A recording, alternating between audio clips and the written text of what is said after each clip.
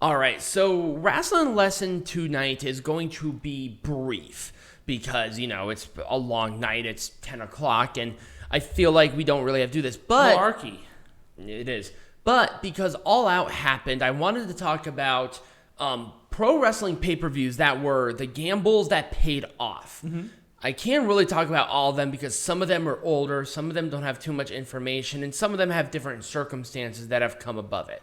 But there are some that I do want to talk about. Now, I want to talk about 2019's All Out because there are a couple of different things here. Number one, All In was not produced by AEW, so it cannot count as a that one thing that changed professional wrestling, but it didn't change a company. Right. It was not if All In was not a success, I don't feel like AEW would have been affected. No. But it gave more of that incentive for All Elite Wrestling to really kick into some sort of high gear. And 2019 was obviously the first one, but if the company, AEW, because this was their first show produced. Are you sure about that? I think AEW's first show happened to be a show that we were there live for, which was Double or Nothing. Was that an AEW show? It was the first ever AEW produced show. Was that an AEW? It was. Are you sure? I'm pretty fucking sure it was. I'm pretty sure it was, but All Out. But here's the thing. That one was the first, but All Out was the one where if this one did not succeed, it would have failed the entire company because Double or Nothing fell and was supported by the success of All In. Which wasn't really produced by All Elite Wrestling. Are you sure about that? Yes. Because Double or Nothing was produced with AEW money. Anyways. All In? Yeah. No. All Out. No, I'm talking about Double or Nothing. Yes. That was AEW. Double or Nothing was produced by AEW money, but it was followed by the momentum from the success of All In. All In was basically the trailer or the pilot for All Elite Wrestling. That's what that was, because the Young Bucks and Cody were the producers of that show. That's who was doing the whole stuff. Let's say this: All Out was the show that established AEW as a structured corporation with a very clear hierarchy of top tier, mid card, and lower card talent. If Double or Nothing did not succeed, it would have definitely done this. But All Out was the big gamble. This was where the most money was put in. This is where they were outside of somewhat larger cities, and also this once again established championships, rivalries, everything. The other ones kind of did. All Out was in Chicago. Yeah. I said this one was outside of that. Anyways, talk about it a little bit more. Because Double or Nothing was already in talks and during All In. All Out was not. That's true. Yeah. So, but AEW, this was the event where... I wouldn't say that Chicago's a small city to do. No, it's not. But AEW wouldn't have been taken seriously if this specific... one okay failed. I get it, because this was, like I said, this was the establishment of a clear hierarchy of individuals, of performers, of tag teams, of everything. Yes. So obviously, and also this one was the first technical chronologically thing within the All Out, All In lore for All Elite Wrestling, because obviously All In was not produced by them. It had 10 matches, 2 for the pre-show, with Chris Jericho and Hangman Adam Page for the inaugural AEW World Champion main eventing the show. But it also had Kenny Omega and Pac, and then the Lucha Brothers and the Young Bucks in a ladder match for the AAA World Tag Team Champions, because no other championship at this time was established. Right. There was literally one champion, and that was the AEW World Champion. Right. So, obviously, it was a clear success, and obviously with the whole thing about tonight, it is a powerhouse in wrestling. Do you believe that All In, All Out is their WrestleMania? AEW's. That's hard to say. It's either that or Double or Nothing, but I feel like All Out might be more so. That's hard to say. It's only been 3 years, so we don't really know. I think that they're WrestleManias. Well, I don't know. I mean, there were other companies that had their, WrestleManias before that. And actually, we're going to be talking about that here in a minute. All right. So, we're going to go way back to 1997. Back in the day. Oh, Lord. This barely legal 1997. This was ECW's WrestleMania. Well, this was their gamble. It was. Now, if you want to talk about a company that gambled everything. No, never mind. It was November to Remember. That was their WrestleMania. Yes, but this one was their first one on pay-per-view. It was. So, here's what the issue was regarding Barely Legal because of what they had to do to get this thing on here. Number one, this was their first pay-per-view. November to Remember is important in the ECW lore, but this one was where they went national. Mm-hmm. Because this was still when pay-per-view was like the bee's fucking knees. If you were not on pay-per-view and you were a wrestling company, you're not an established wrestling company. Right. So, Request TV initially canceled Barely Legal in 1996, because actually this show was supposed to be in 1996. Because wrestling journalist Wade Keller alerted Request TV of the November 1996 mass transit incident. Oh, Lord. During the interview about the event, another company, Premier, expressed concern over the amount of violence ECW showcased, and its programming was not suitable for children. Jesus Christ. Eventually, the efforts of emails and hundreds of fans, by the way, Premier decided to carry the event. However, emails sent to Viewer's Choice and Cablevision, remember, this is like cable, so right. These companies basically don't exist anymore, were unsuccessful in convincing of the companies to air the show. And they were unhappy with the visual imagery using ECW's television, including young Taylor Filgorn's involvement with the Raven Sandman feud, who was that 10-year-old child that was into the cult of the Sandman. That was right before this. So there was obviously a lot of controversy with this event. After further discussions with ECW owner Paul Heyman and ECW GM Steve Carell, Request TV revised their earlier decision and agreed to carry the event under certain conditions, which including, among other things, an advanced script of the show, pushing back on the scripted start time from 7 p.m. to 9 p.m. Okay. And no excess amounts of blood, which is something that I feel like can be done fairly easily, because you can still, there is nothing outside of anything too hardcore, radically extreme. ECW earned $66,000 in ticket sales and the attendance of 1,170 people. That's actually not too bad for an ECW event.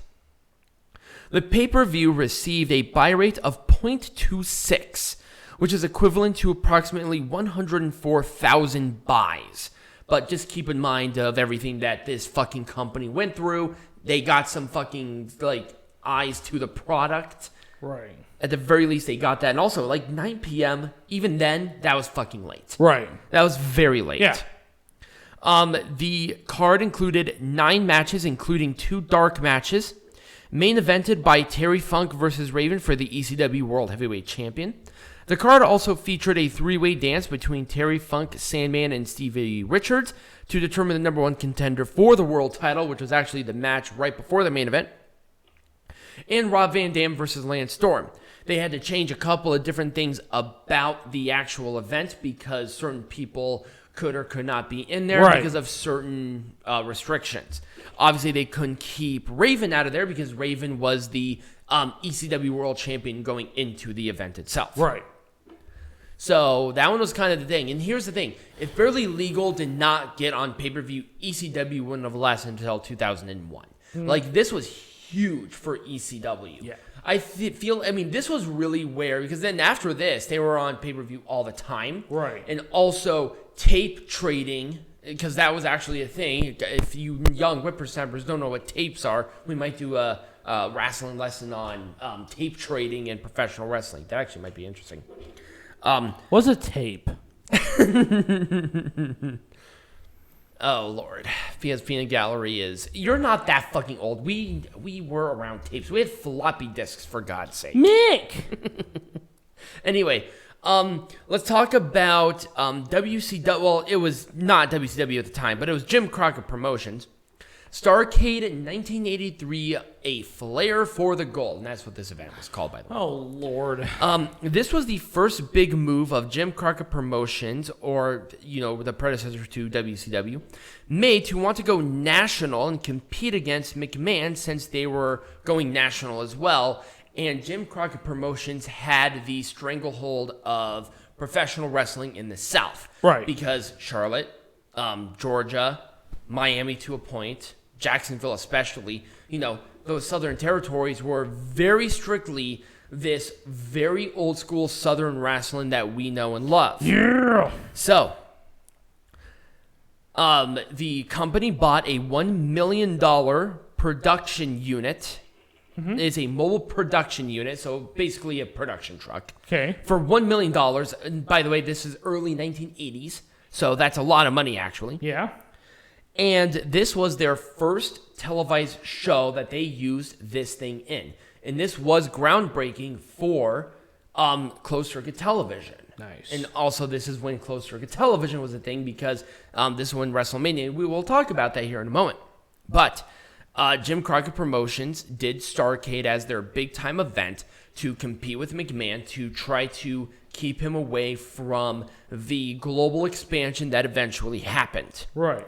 The show didn't particularly save JCP, Jim Crockett Promotions, in the long term, but it was success to where McMahon pretty much stayed out of the South for the majority of the time in the earlys and 90s. Right. At least to a point when Turner could buy up the companies, merge them, and create WCW. Right. But here's the problem. At one point in time, especially in the 80s, McMahon did own the time slot that Jim Crockett Promotions was in, which was Black Saturday, right, when he showed up on their event.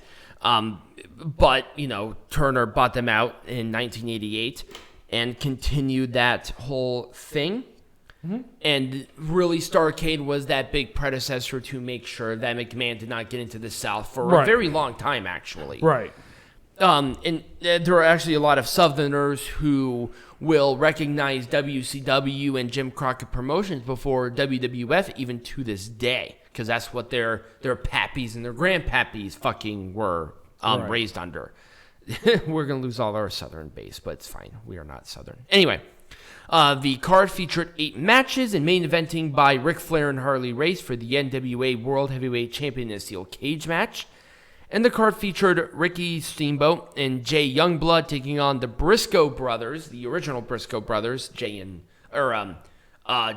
and Jack Briscoe, not Jay and Mark Briscoe.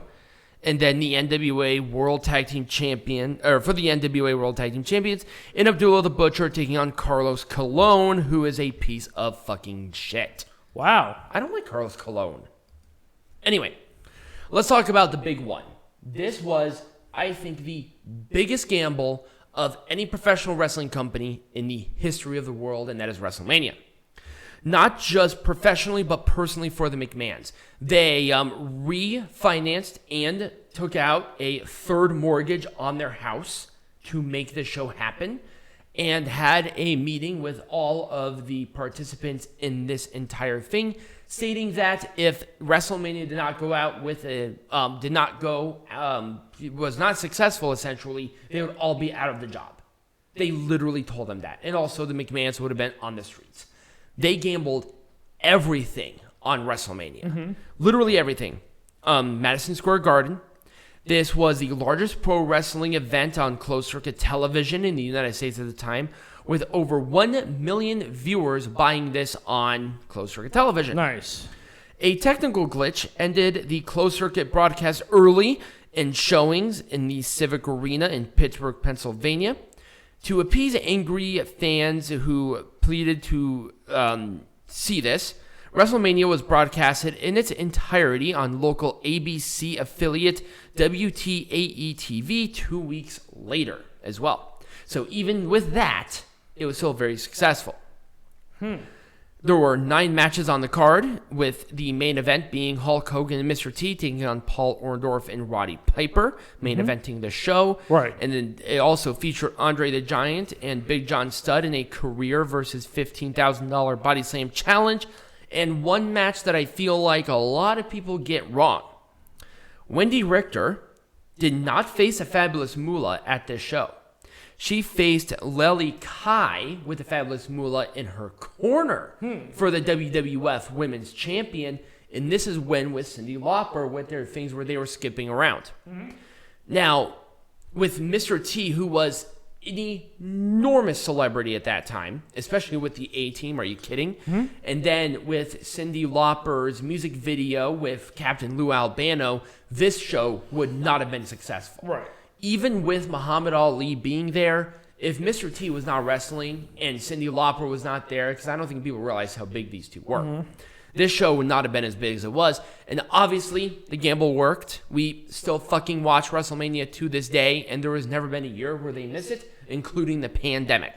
They never skipped a year. There was, good and bad years, but you always talk about the first. But here's the thing. Sometimes gambles work. And if you are a small company, no matter how big you are, like GCW, they do it all the time, to taking out 3 mortgages on your house and basically betting all because you believe in the product, like the McMahons. You might not like them now, but wrestling wouldn't be without this fucking show. It's always good to bet on yourself. And I think these really illustrate that point very well. If you believe in what you do, you'll always be successful. Well, not always, but you know what I mean. Anyway, so when we come back, let's talk about AEW's All Out. Yeah!